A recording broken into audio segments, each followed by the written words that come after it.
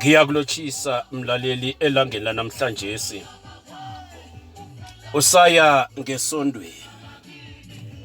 Ngiyakubona umbethe kuhle. Ngiyakubona umbethe nesudu. Ngiyakubona umbethe nejoyini. Ngiyakubona uphethe nebhoko. Ngiyakubona uphathe neBhayibheli ngekhwapha.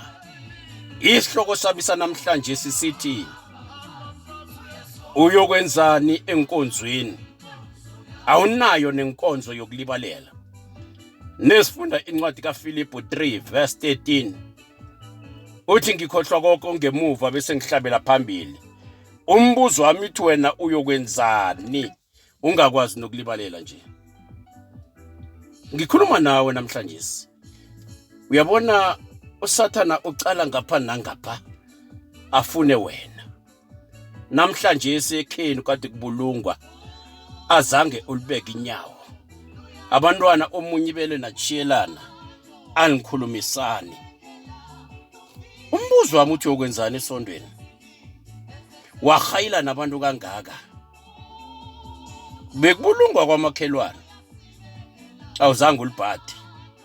Labantu esibabiza ukuthi bazindakwa bahamula utshwala.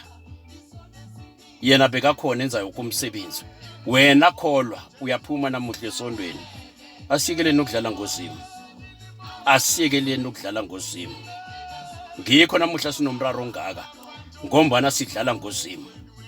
Izaga 23 verse 23 ithi thenga iqiniso singathengisi ngalo. Namuhla sithengisa ngamaqiniso. Phasi lekhethu limoshakale kangaka ngombana sithengisa ngeqiniso. Iphasi lekhethu lizele ngobulelesi kangaka ngombana thina ngokwethu asithembeki. Lo yamuntu nongamkhulumisi lo wekhenu omunye ajike angakhulumisa umbelethi wakhe amthwale for 9 months ebusuku ahlupheka amsabodwa hotera gula akhamba ukubereka emakhwitchini ayokhumroho emazaleni ukuthi nedadle. Hayi cala namhlanje ungusibari makoti.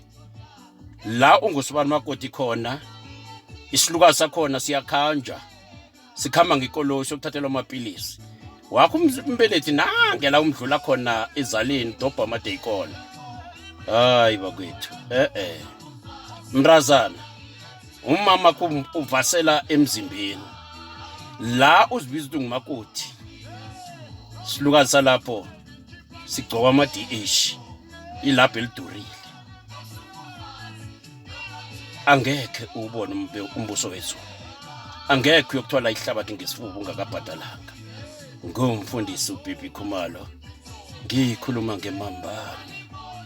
Uyangibamba na kuKwekwezi FM entshumayelweni Kwekwezi FM.